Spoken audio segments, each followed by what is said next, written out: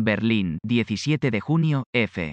Las actas de la Stasi, la temida policía política de la Alemania comunista, quedaron hoy bajo custodia del Archivo Federal más de 30 años después de su apertura pública y de haber atendido casi 3,5 millones de consultas. Los 111 kilómetros de archivos, más un número indeterminado de sacos de documentos destruidos por las trituradoras de papel, seguirán siendo accesibles a los ciudadanos, periodistas e investigadores en el mismo edificio del antiguo sector este que ocuparon en este tiempo. El cambio de tutela responde al lógico interés decreciente por consultarlas, indicaron a F. fuentes del Archivo Federal. Pero sigue vigente el derecho de todo ciudadano a conocer qué datos acumuló el Ministerio de Seguridad sobre él, es decir, a saber si fue espiado, por qué y, por extensión, quién fue el vecino, compañero de trabajo o familiar que lo hizo. La autoridad que hasta ahora ha custodiado las actas de la Stasi empezó a funcionar en 1992, dos después de la entrada en vigor del Tratado de Unidad por el que la República Democrática Alemana, RDA, dejó de existir y su territorio se integró en la República Federal de Alemania, RFA. En su primera fase, quedó bajo la dirección de Joachim Gauck, un pastor protestante y disidente político que imprimió personalidad propia a esa tarea. Hasta el punto de que la oficina fue conocida por todo alemán, del este o del oeste, como la Autoridad Gauck. A Gauck le sucedió en el puesto en 2000 Marianne Berthler, de los Verdes.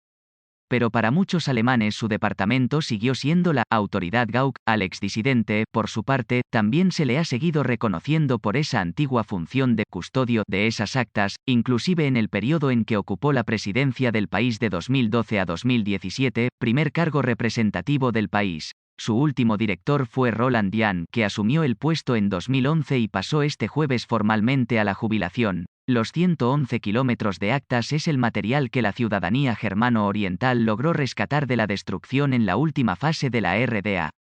Las autoridades germano-orientales habían empezado a liquidar las pruebas de lo que había sido la labor sistemática de espionaje de una parte de la población sobre sus conciudadanos. Eran fichas comprometedoras, que tras la reunificación alemana implicaron la pérdida del empleo o la reputación a funcionarios, profesores universitarios, maestros, entrenadores deportivos, escritores y todo aquel al que la Stasi reclutaba para espiar a su entorno.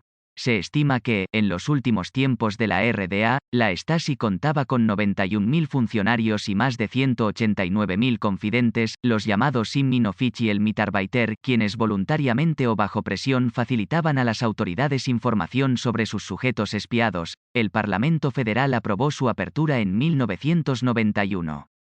Tras el paso de Gauck por la oficina empezó a perder relevancia, en buena parte porque el interés por ese pasado iba decreciendo y también porque los más ansiosos por conocerlo ya habían accedido a su consulta. En 2015, el gobierno federal encargó a una comisión de expertos la elaboración de un informe sobre el futuro de la entidad, lo que generó un debate sobre la oportunidad o no de mantenerla como organismo propio. Finalmente se dictaminó que el material pasara a tutela del Archivo Federal a partir de 2020.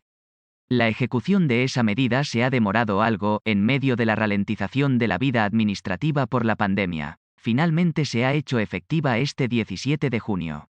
Una fecha señalada en la memoria colectiva de la disidencia de la RDA, ese día de junio de 1953 se produjo el primer levantamiento contra el régimen germano oriental. Alrededor de 1 millón de personas salieron a la calle en toda la Alemania comunista en protesta por las condiciones laborales de un Estado que decía defender a los obreros pero que atenazaba a sus trabajadores. La revuelta fue sofocada con dureza con la ayuda de las tropas soviéticas.